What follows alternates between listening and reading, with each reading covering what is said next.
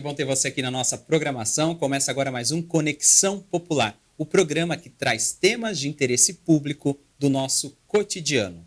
Sem a música, a vida seria um erro. Quem disse essa frase foi o filósofo Nietzsche. Para falar sobre a música e as transformações que ela provoca nas nossas vidas, a gente recebe aqui nos nossos estúdios César Pimenta, que é maestro da Banda Sinfônica de Taubaté e também maestro da Orquestra Sinfônica Jovem de Taubaté.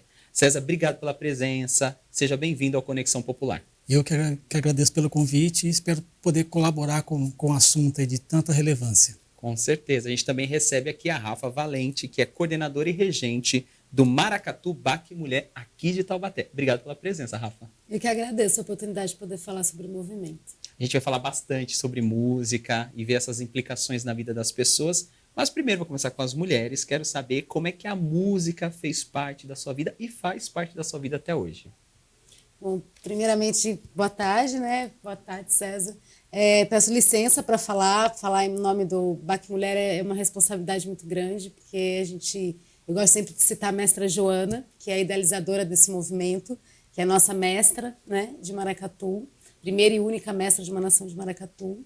E a música, para mim, o Maracatu surgiu há 20 anos atrás. Eu sempre fui do teatro, sempre gostei de teatro, mas a música sempre me chamou a atenção porque tem um avô sanfoneiro, tem a família sempre aquelas rodas e festa, né? Um DNA artístico já, né? Sim, sempre gostei. E a minha mãe também sempre foi uma incentivadora da arte na minha vida, assim. Então, e aí quando eu conheci o maracatu foi um bichinho que me picou, assim, que eu nunca mais consegui deixar. E depois de um tempo conheci a mestra Joana, todo o trabalho que ela faz e representa. E aí, tanto que o Baque Mulher, ele nasceu em 2021, mas essa história já é bem mais antiga, né? Bem anterior a isso. Maestro César, como que a música fez e faz parte da sua história de vida? Eu entrei na música moleque, porque meu pai era diretor de fábrica, mas ele tocava violão e tinha um coral da igreja. Então, eu acompanhava meu pai no coral da igreja, da Santa Terezinha. Em casa tinha 5, 6 violões, um monte de guitarra. Então, moleque, já com 5 anos de idade, eu comecei a pegar o violão e a guitarra. Me interessei, meu pai me colocou na aula de música. Então, com 7 anos, eu já fazia violão, bateria. Comecei a tocar uma corneta na fanfarra da Escola Saad com 7 anos. E dali para frente eu comecei a ter vários professores, enfim, fiz Cego Camargo, fiz muitas coisas e entrei no mundo de fanfarras e bandas, já jovem. E no mundo de fanfarras e bandas eu conheci muita gente que já ganhava um dinheirinho, mesmo com 15, 16 anos, fazendo um casamento, tocando num bar com alguém, enfim. E isso despertou a vontade em mim de ganhar também um pouco de dinheiro fazendo isso, enfim, com o que eu conseguiria fazer, ganhar esse pouquinho de dinheiro. Só que quando chegou na fase com 17, 18 anos, para mim, a música não ia sempre, eu achava que a música não ia dar retorno financeiro. Então fui fazer engenharia civil, fiz 4 anos de engenharia civil, e no 4º ano de engenharia civil eu conheci um professor que na verdade um amigo me apresentou, que é professor da USP, né, hoje falecido, Dr. Sérgio Cascapeira, trompetista, tocava na orquestra estadual, enfim. E fui fazer aula com o Sérgio Cascapeira e ele me mostrou o mundo da música sinfônica. E aí eu retomei de novo a música, né, enfim, só que daí pro lado sinfônico. Saí do popular, fiquei um tempo sem fazer nada na música, trabalhei em fábrica durante um bom tempo, fazia engenharia civil, depois retornei para a música, tocando trompete já em orquestra. Vou trazer agora para a Rafa aqui para falar um pouquinho mais desse estilo musical, dessa tradição que é o maracatu. Conta para a gente como que é esse estilo na prática, se é um estilo, se é um gênero, o que é, se é um movimento, e fala um pouquinho do Baque Mulher para a gente também. Bom, o maracatu, né, como a gente estava conversando um pouquinho antes, o maracatu hoje tem 2 tipos de maracatu existentes no Brasil, que é o maracatu de baque virado, que é o que a gente toca, e o maracatu de baque solto, que é o maracatu rural. O maracatu nação, que é do qual, né, a gente representa, são fundamentados ou no candomblé ou na Jurema Sagrada, são patrimônios culturais nossos hoje. Então, eles têm essa ligação muito forte com a religiosidade. Então, o maracatu nação, ele, propriamente dito, ele deve nascer dentro de um terreiro. E aí existe essa tradição de ir passando para pai e para filho, né? E hoje, minha referência, pelo menos falando de mim, a minha referência maior dentro do maracatu é a mestra Joana, como eu te falei, primeira e única mestra de uma nação de maracatu, que é o maracatu em Canto do Pina. Se não me engano, o Canto do Pina esse ano fazendo 43 anos. Mas o maracatu mesmo é datado para mais de 200 anos, né? Então tem nações já com quase 200 anos hoje na rua, né, em exercício. Tem a nação elefante, que é a nação mais antiga que tem história, hoje está no museu. E são manifestações que começaram aqui no Brasil mesmo, com o culto aos orixás, mas sempre... Porque hoje em dia a gente pode falar de orixás abertamente, né? Há 200 anos atrás não podia, então era tudo muito... de forma sempre muito disfarçada. A gente fala hoje em dia, mas ainda tem intolerância religiosa, infelizmente, né? Muito. E o Baque Mulher tem quantos anos aqui em E Taubaté? o Baque Mulher, ele nasce justamente a partir do que acontece. Como a gente falou, tem muita intolerância religiosa, então mulher nunca pode tocar maracatu. Então é uma coisa muito nova, se você for ver, não tem 40 anos que mulher toca maracatu. Então, né, de uma cultura que são datadas de mais de 200 anos. Mas justamente por isso, porque quando a polícia chegava batendo em todo mundo, então para as mulheres não correrem risco, elas não tocavam. Só que isso acontece que hoje ainda tem nações que perpetuam isso, então tem mulheres que ainda não tocam em algumas nações de maracatu. E quando mestra Joana se assume mestra de uma nação de maracatu, foi algo muito forte para muitos homens, né, que arriaram o tambor e falaram, não, eu não saio na avenida com uma mulher à frente regendo. E ela entendeu a importância do papel dela naquele momento, enquanto, né, à frente de uma nação de maracatu. E aí, naquele ano mesmo, ela funda o Baque Mulher, para ter um espaço onde as mulheres poderiam tocar, e não só tocar, mas tocar o que elas quisessem, porque quando elas iam tocar nas nações, elas tinham que tocar única e exclusivamente um instrumento, que era o AGB. Era muito difícil uma mulher tocar um tambor, tocar algum outro instrumento dentro das nações, né? Então, aí quando ela funda o Baque Mulher, ela percebe que, além dessa necessidade, tinha também necessidade de mulheres com situações de violência doméstica, vulnerabilidade social. Então, começa um movimento de empoderamento feminino, que é o Baque Mulher, que é hoje um movimento que conta já com quase 40 filiais espalhadas pelo Brasil e 2 fora do Brasil. Quantas camadas, né, César? A gente vê assim só um estilo musical, mas a gente vê empoderamento feminino, a questão da intolerância religiosa. E agora falando de orquestra sinfônica, né, que também é uma coisa que não é tão acessível, né, a todos os brasileiros e até fora do Brasil também. Explica pra gente melhor o que é uma orquestra e como que ela está fundamentada aqui na cidade de Taubaté. Vamos lá. A Orquestra Jovem aqui de Taubaté é uma orquestra sinfônica. Ela tem um caráter de, vamos dizer, jovem aprendiz, porque prepara os músicos que estão tocando hoje na orquestra para entrar numa orquestra profissional. Esse jovem tem uma faixa etária específica? Aqui em Taubaté não tem uma faixa etária, mas na prova a gente acaba passando os mais jovens. A gente acredita, aqui em Taubaté a gente não colocou uma idade porque, como é interior, se a gente colocasse uma idade... Ia limitar mais ainda, ia limitar, né? muito, poderia ser que a gente não teria a qualidade técnica esperada, enfim, daí não ia servir também o projeto. Mas o meio de música sinfônica é um meio muito difícil, é um meio muito competitivo, porque são muito poucas vagas em orquestras, né, profissionais, e muitos músicos. Então, a gente, para entrar numa orquestra sinfônica, você abre mão de muitas coisas. Enfim, lá atrás, quando eu comecei a estudar para entrar numa orquestra, enfim, meus amigos jogavam bola e faziam várias coisas, eu estava em casa estudando o dia inteiro, final de semana, enfim, para poder fazer uma prova numa orquestra. Eu toquei em orquestra profissional em São José dos Campos, e para você entender, meu instrumento é o trompete. Então, quando eu fiz a prova de São José, era uma vaga, tinham 46 candidatos, de nível muito alto. Então, você acaba disputando com muita gente boa, enfim. E aqui em Taubaté, então, a gente tem a Orquestra Jovem, com 66 bolsistas. A orquestra foi criada em 2002. A orquestra esse ano completa 22 anos. É uma orquestra que formou e forma muitos músicos para grandes orquestras do Brasil. Temos aqui, formados aqui em Taubaté, músicos que tocam na Orquestra Filarmônica de Minas Gerais, Orquestra Sinfônica da Bahia, Orquestra Sinfônica do Estado de São Paulo, que é uma das maiores do Brasil, Curitiba, enfim. Então a gente está conseguindo realmente colher esses frutos desse pessoal que entra na Jovem, se prepara, enfim, entende como funciona uma orquestra, porque é um meio muito, muito metódico, enfim. E é legal que a Rafa falou de mulher na direção, na regência. mulher na regência de orquestra é muito atual também, de orquestra sinfônica, é muito atual.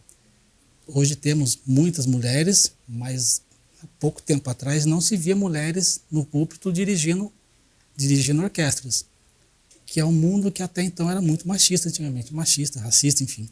Hoje não, hoje temos mulheres, temos negros, temos várias pessoas dentro da orquestra, tocando e também dirigindo a orquestra.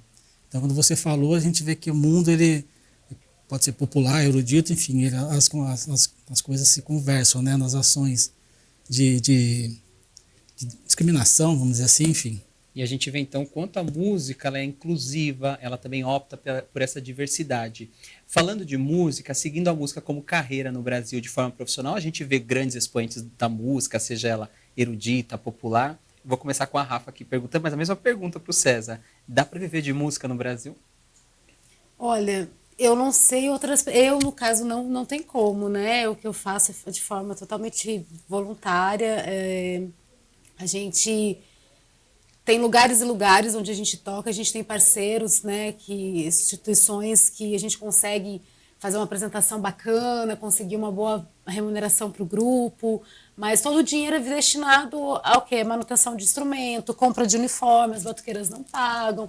A gente tenta reduzir o mínimo possível dos custos das batuqueiras para apresentações, quando vão tocar, não ter gastos, né? Então... mas ganhar dinheiro a gente não ganha. Até Entra porque, mais assim, como ajuda de custo, né? Talvez. E até porque a gente tem nossa parte social. Então, a gente toca em escolas, por exemplo, a gente não ganha nem ajuda de custo. A gente tira o dinheiro do caixa para pôr gasolina no carro. Uhum. Mas é a nossa... como é que se diz? Foi o nosso... foi o que a gente idealizou, né? Assim, como que a gente vai fazer para acessar essas pessoas? Porque a gente quer... acessar a camada mais pobre mesmo, o pessoal que não tem dinheiro. É um objetivo pra pagar, de vida, né, exatamente, para ir assistir um espetáculo, assistir um grupo de maracatu em qualquer lugar que seja, né? Então, a gente tem essa parte. E as oficinas são oferecidas gratuitamente, então toda semana a gente está lá. Então, eu particularmente não vivo disso, assim, com o maracatu, né? Para mim, maracatu, como eu te falei, é um patrimônio, então as pessoas tem o direito de acessá-lo gratuitamente. Então, eu penso assim. E quem opta pelo erudito, maestro César? Consegue viver financeiramente ou precisa também, às vezes, complementar a sua renda? Consegue. Na verdade, não sei se eu dei sorte, alguma coisa assim, enfim. Quando eu toquei música popular, eu tocava na noite, tocava em uma banda bem conhecida aqui em Taubaté, que era uma banda chamada Banda Gangos, a gente foi campeão do Raul Gil, enfim. E naquela época eu já tocava 4 ou 5 vezes por semana e já tinha uma renda que nem eu esperava que eu teria. E quando eu fui para o mundo da música erudita, eu fui direcionado pelo meu professor a estudar para fazer provas para entrar em orquestra, geralmente um concurso, enfim. Então, para você entender, um músico da Orquestra Sinfônica do Estado de São Paulo hoje, difícil de entrar, mas é R$15 mil por mês. Enfim, várias orquestras menores. Uma vez que ele entra, ele fica garantido para o resto da vida? É um processo... Depende da orquestra. Tem orquestras que são estatutárias e tem orquestras que são CLT. A Orquestra do Estado de São Paulo é CLT, então mais dificilmente é mandado embora. São desligados, fica né? ali até... Dá aposentam uma ali. carreira, né? Dá. Tem o professor Gilberto Siqueira, trompetista, ele é aposentado na USESP, tocou a vida inteira na USESP. Enfim, inclusive tem até uma cadeira com o nome dele na orquestra, né? Enfim. Mas aí isso daí depende do ponto de vista, depende do caminho que você segue na não é uma fórmula música. única, né? Não para é, todo mundo. porque eu tenho vários amigos que, enfim, estudam música erudita, mas às vezes os caminhos escolhidos não dão certo, né? Enfim, acabam não conseguindo passar nas provas e acabam às vezes tendo até que sair da área da música e deixam a música para segundo plano, né? Eu fiz muito casamento, enfim, mas tudo quando eu fazia casamento, tocava na noite, eu era mais novo, então morava com a minha mãe, estava tudo muito certo. E hoje em dia eu sou funcionário público da Prefeitura de Taubaté, meu concurso é na área da música, então eu posso falar que eu vivo de música. Na orquestra, na Sinfônica Jovem, na Banda Sinfônica Jovem, eu não ganho nada para estar lá. Mas o meu concurso é na área da música. Eu só não tenho um valor destinado para as horas que eu trabalho na orquestra. Na orquestra, na banda, eu faço de coração, porque eu amo mesmo. E eu trago uma experiência de orquestra profissional para o pessoal jovem. César, você tem experiência fora do Brasil, em outros países. Você acha que lá fora o incentivo para quem é músico é diferente do incentivo que acontece aqui no nosso país? É diferente porque a música ela está embutida, né, no aprendizado desde muito novo. E há uma educação musical E a logo música, cedo. a música é uma ferramenta. Eles entendem a música. Eu fui fazer algumas coisas na Suécia. E, enfim, a Europa, na Europa em geral as coisas são assim. A música é colocada muito cedo na vida das crianças. E aquilo é uma ferramenta. Se ela achar no futuro que ela tem dom e que ela quer estudar, ela vai para a vertente da música. Mas ela é colocada como uma ferramenta, como matemática, como ciências, como português. Faz parte da formação Faz do parte. currículo do aluno, né? Faz parte, ele faz aula de música, ele tem um contraturno, às vezes tem professor particular, enfim. Então é diferente, porque aqui no Brasil a gente não tem mais isso. A minha mãe fazia canto orfeônico na época dela, que ela falou que tinha. Minha mãe vai fazer 80 anos. Ela falou que na época dela tinha canto orfeônico na escola, tinha que cantar. Então, de uma certa maneira, minha mãe também é ligada com a música. Tinha piano na casa da minha mãe. Minha avó nem era rica, nada, mas tinha um piano, porque tinha aula na escola e tinha que passar alguns exercícios. Sim. Hoje em dia não tem. Quando eu fiz o ensino de primeira a quinta série, eu estudei no Objetivo, meu pai tinha condições, eu fazia aula de flauta doce. Então tinha também música naquela época na escola. Hoje em dia a gente não tem mais nada. A escola particular ainda traz alguma coisinha que ainda dá para... Mas quando você tira isso da educação fundamental e tenta colocar depois no ensino médio, enfim, já perdeu-se muito tempo, já perdeu 10, 15 anos. Esse vínculo, né? Infância, E aí você acaba disputando com pessoas, depois profissionalmente, com pessoas que estão naquela vida já desde muito cedo. É difícil Você competir, não né? consegue Porque competir. é outra régua. A Rafa também trabalha com oficinas, deve ter crianças, adolescentes, né? Hoje, qual que é a principal dificuldade de trabalhar com esse público e incentivar a entrar no mundo da música? a gente tem agora o projeto o Baquimirim, né, o Moaiô, que são só para crianças, e justamente pensando nisso, né, nessa primeira infância, principalmente, que é o mais importante, né, a criança ter esse contato com a música, vivenciar. Eu vejo pelo meu filho. Meu filho agora que a gente está, de fato, fazendo oficinas com ele, está com 7 anos. Mas ele toca qualquer instrumento que ele pegar. Mas por quê? Porque ele ouve desde a barriga, desde a minha gestação. Né? Eu toquei até o 8º mês de gestação, ele nasceu com 4 meses de idade, eu dava oficina lá em Caçapava. Eu falei para você que eu não tenho recurso nenhum, já dei oficinas, né, com Maracatu, já oficinas para prefeituras, enfim, São José, Caçapava. Hoje em dia, atualmente, não, né? Mas a nossa forma de acessar as pessoas são através, acho que, no meu ponto de vista, são através das loas mesmo, né? Porque se você escutar as músicas, todas elas falando sobre o machismo, sobre o racismo, sobre intolerância, sobre opressão. Então, acho que a nossa forma de acessar as pessoas maior é através da música, né? Acho que foi essa a pergunta. Sim, sim. O papo tá muito bom. César, a gente vai fazer um rápido intervalo agora, mas depois eu vou continuar conversando aqui com o Maestro, com a Rafa Valente, porque tem bastante assunto para a gente falar desse tema música. Se eu fosse você, eu não sairia daí, porque o Conexão Popular volta já já.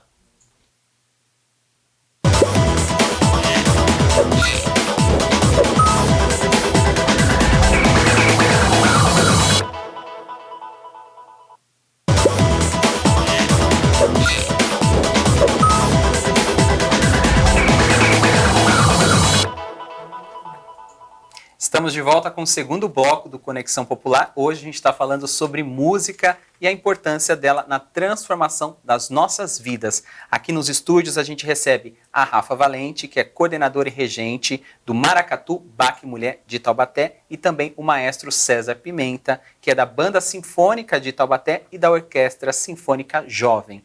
A nossa produção preparou um VT. A gente vai falar sobre a importância da música no nosso dia a dia. A gente vai acompanhar este vídeo e, na sequência, a gente continua conversando com os nossos convidados aqui nos nossos estúdios.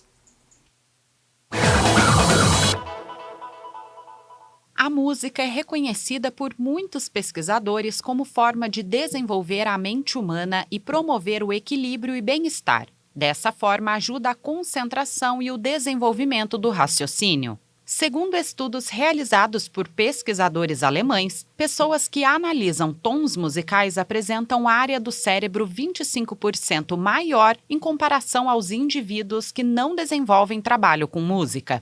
Da mesma forma, alunos que estudaram as notas musicais e as divisões rítmicas obtiveram notas 100% maiores que os demais colegas em relação a um determinado conteúdo de matemática. Com base em pesquisas, as crianças que desenvolvem um trabalho com a música apresentam melhor desempenho na escola e na vida como um todo. Dentro de todo esse contexto, a música também pode ajudar a transformar vidas, uma vez que os resultados são proporcionais ao tempo e dedicação empregados. Ao longo do tempo, não faltam exemplos de pessoas que venceram na vida por meio da música. Cantores, intérpretes, instrumentistas e maestros com histórias ligadas à música, hoje inspiram novas gerações. Acompanhamos então o VT mostrando a importância da música, não só no lado profissional, nessa questão técnica, mas também nessa questão de vida. Maestro César, a gente pode falar que a música também é uma forma de terapia? Sim. Hoje em dia a gente tem até uma linha chamada musicoterapia, enfim, que envolve também bastante... Em algum momento a música serviu de terapia para a sua vida? Como eu fiquei um profissional muito, enfim, eu usei a música muito profissionalmente, ela acaba sendo, não é terapia. Na verdade, durante um bom tempo, quando eu tocava em orquestra, ela era até um pouco tensa, porque, enfim, não poder errar e tal, então a música não era tão... Era a questão do trabalho profissional, ali, do técnico, né? É. Mas para o pessoal que faz parte da sua orquestra, você percebe também que muitos foram por esse lado também, não só profissional, mas a música também entra na vida deles como uma forma de terapia? Para muitos que vão assistir. Sim. Para esse meio que eu lido, quem está tocando dificilmente veio por terapia. Sim. Mas muitas pessoas elas são orientadas a colocar a música na vida para melhorar a qualidade de vida, enfim, mental, até física, enfim. Então, mas no meio que eu vivo, mais quem é ouvinte do que quem toca. No seu caso, Rafa, tem um pouco de terapia também, ou você percebe os componentes ali que trabalham com você no dia a dia usando como uma forma de terapia? Olha, eu compartilho do que o César falou, né? Acho que depende do lugar onde você está ali, né? Acho que enquanto regente tem essa questão da cobrança, de se está tudo certo, se não está, quem está tocando, então acho que depende muito do lugar. Mas eu, pelo menos falando por mim, eu tenho certeza absoluta que o maracatu me salvou assim de diversas formas, né? Então eu sou muito apaixonada pelo que eu faço, muito grata, e eu tive um momento da minha vida muito delicado, assim, que, sem dúvida nenhuma, tocar me fez me reconectar, sabe? Inclusive, né, depois do período pandêmico, eu acho que quem não ficou, né, assim, um pouco com a sensibilidade um pouco mais aflorada, principalmente a gente que é artista, a gente já tem isso naturalmente, né? Depois da pandemia, acho que deu uma intensificada. Então, voltar, retomar, sair da pandemia, fundando um grupo só de mulheres foi, sem dúvida nenhuma, muito fortalecedor. Mas tem essa questão, né? Pelo fato de estar na regência, então a cobrança é maior, tanto minha quanto de fora, então tem tudo isso. Mas a música, sem dúvida nenhuma, ela salva. Fazendo uma metáfora com os esportes, né? A gente tem no Brasil um esporte que é muito valorizado, que é o futebol, e os demais acabam ficando ali na periferia dessa importância. Nos estilos musicais também, a gente tem alguns gêneros no Brasil que são super valorizados, né? São mercados bilionários. Como que você vê essa relação de alguns gêneros musicais tão bem desenvolvidos no nosso país e outros colocados muitas vezes de escanteio, Rafa? Principalmente quando a gente fala de cultura negra, né, no Brasil, assim, elas são bem colocadas de lado, então são sempre, historicamente, são sempre culturas apagadas, né? E também tem aquilo que é comercial, né? Então, o que é interessante de vender, o que não é. Eu vejo muito... acho que tem muito racismo na indústria da música também, né? Racismo cultural, racismo... acho que o César pode falar melhor sobre isso. Eu acredito que a música, enfim, tem um lado comercial, que envolve muito dinheiro, e esse lado, na verdade, no Brasil é o que é mais valorizado, porque como envolve muito dinheiro para poucas pessoas, então é mais fácil eu lançar uma música de uma certa pessoa que eu sei que vai estourar na rádio, uma música, e com essa música eu faço uma turnê de um ano inteiro, de um show de 200, 300 mil, enfim, do que a gente tentar mostrar que existe um outro certo determinado estilo, sei lá, erudito, blues, outra coisa mais que eles falam refinada, mas não é. Isso daí existe já, antes da música popular, existe a música erudita desde o século XIII, XII. Como é que você vê hoje em dia essa relação do brasileiro com esse estilo mais erudito, fora desse meio comercial? Você acha que o brasileiro está se preocupando cada vez mais em atingir esse estilo, esse gênero? Existe essa preocupação ou é um movimento que estagnou no seu ponto de vista? Hoje em dia, as orquestras em si, elas estão mais preocupadas em chegar em outros públicos. Então a gente pega grandes orquestras e elas têm ou um núcleo, alguma coisa numa periferia, uma favela, ou eles têm uma apresentação no lugar, enfim, de risco. Então as orquestras que eu acreditava que tinha que ser sempre assim, a gente que está nesse meio, a gente tem que ir até as pessoas, porque muito dificilmente eles vão até, porque eles entendem que a orquestra é uma coisa de elite. Como que eu vou ver o concerto de uma orquestra? Não tem nem a roupa, mas você pode ir de calça jeans, de tênis, de camiseta, que não tem roupa para ver a orquestra, lá você vai para ouvir, né? Mas tem esse uniforme, então agora, enfim, engatinhando, a gente está indo até essa gente, enfim, a gente do mundo erudito, a gente está chegando até as pessoas que não têm esse acesso. Mas para isso ficar grande, vai demorar aí 100 César, quando tempo, vocês 100 fazem anos. esse movimento de ir até o público, muitas vezes precisa mexer no repertório também? Naturalmente, é. Quando a gente faz concertos, orquestra, por exemplo, a gente tinha um repertório normal, a gente toca aí uma abertura de Beethoven, um concerto de violino de alguém, enfim, e uma sinfonia, mas para quem nunca escutou música erudita, se ela sentar ali para escutar esse tipo de repertório, primeiro que ela não vai entender o que está acontecendo, e é geralmente duradoura, concertos de 1 hora e meia. O que a gente faz? A gente coloca a roupagem popular, usando os instrumentos eruditos. Então, aqui em Taubaté a gente faz uma vez por ano, a gente faz um concerto completamente popular. O ano passado a gente fez com a Luana Camará, no aniversário da cidade, só Rita Lee. Então, era uma orquestra tocando Rita Lee. E foi o concerto que as pessoas mais gostaram, assim, porque atinge muita gente. E nesse ano a gente também tem outro concerto popular, a gente vai ter um concerto no Quiririm também, tocando só Tom Jobim. E é a forma de a gente atrair as pessoas para dentro do teatro depois. Elas veem esses concertos na rua, popular, muitas se interessam.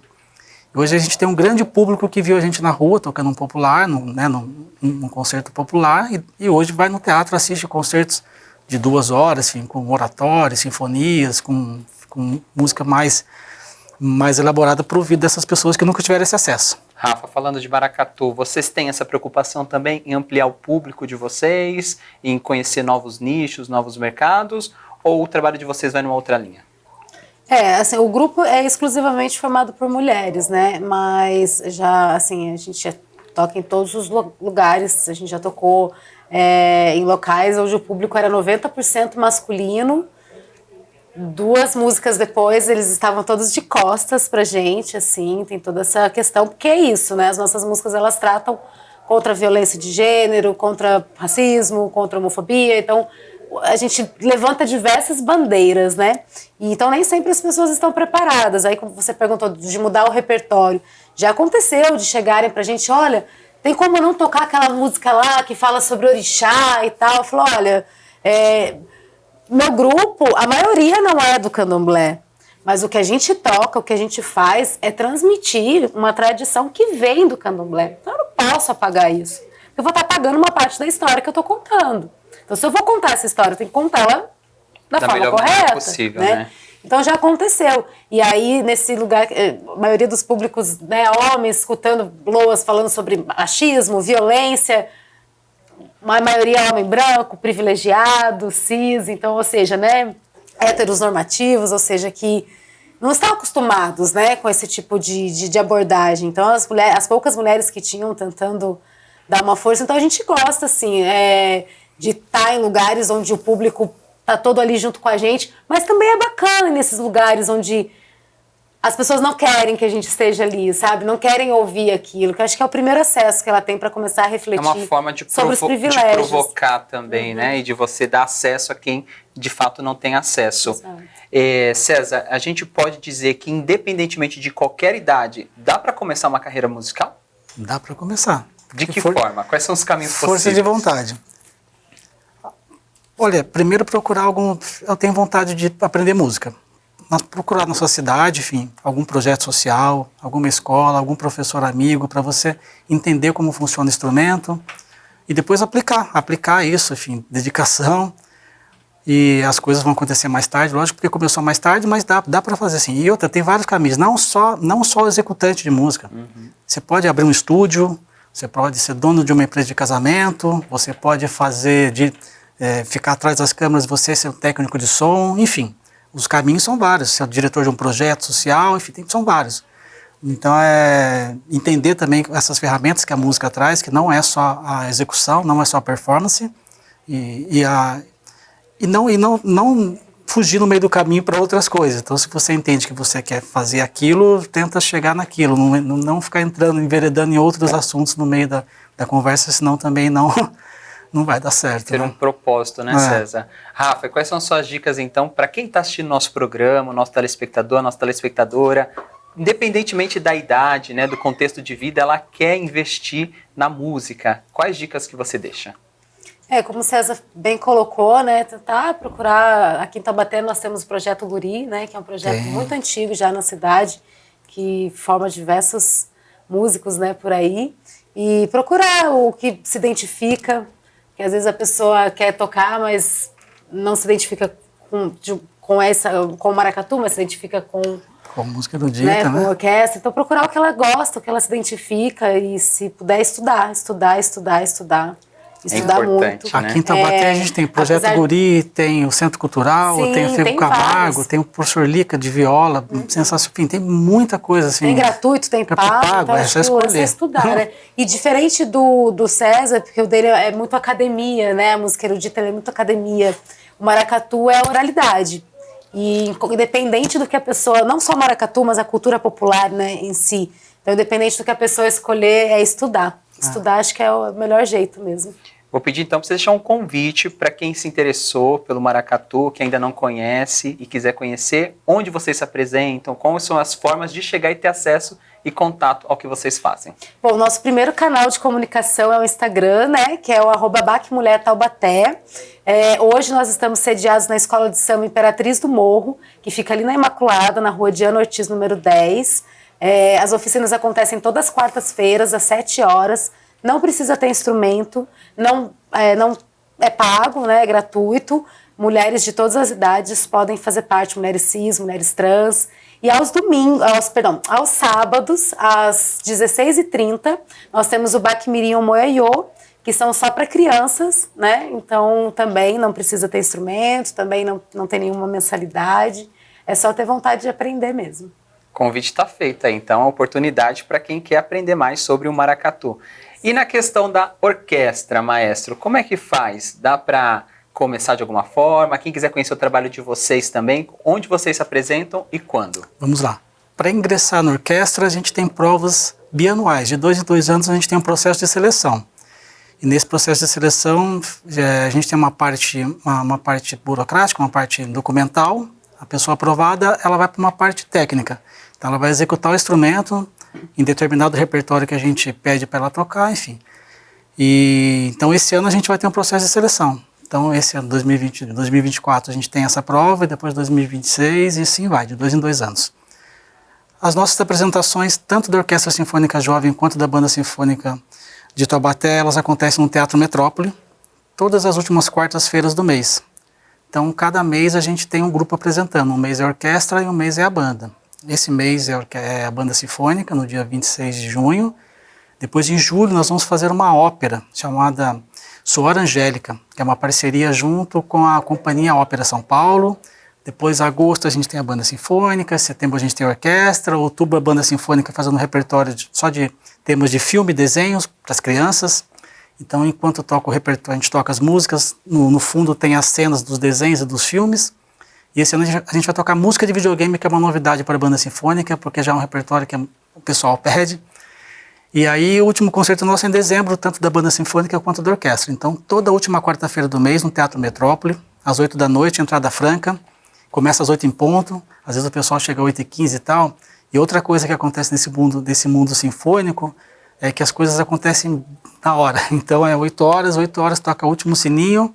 Se a pessoa chegar às 8h03, provavelmente a música já começou, eu estou falando alguma apresentação para começar a música. Horário britânico, né? A gente quer agradecer muito a presença de vocês aqui no programa, parabenizar pela história de vida de vocês também, que é muito interessante, e ser esse motivador, essa inspiração para outras pessoas. Rafa, obrigado pela presença, viu? E sucesso no seu trabalho. Obrigada, a gente que agradece o convite. Maestro César, também muito obrigado pela sua presença, bastante sucesso lá na orquestra. Obrigado, agradeço pelo convite, e quando precisar de qualquer coisa da orquestra, fique à vontade para pedir para a gente, que a gente vai fazer com o maior prazer de atender vocês.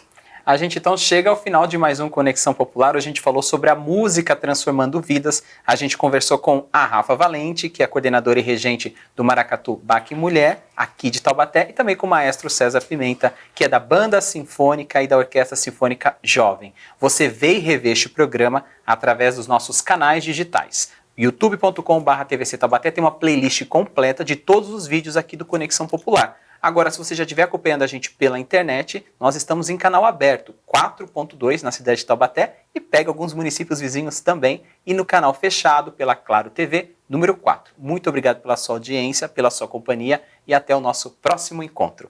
TV Câmara Taubaté, a primeira TV legislativa do Vale.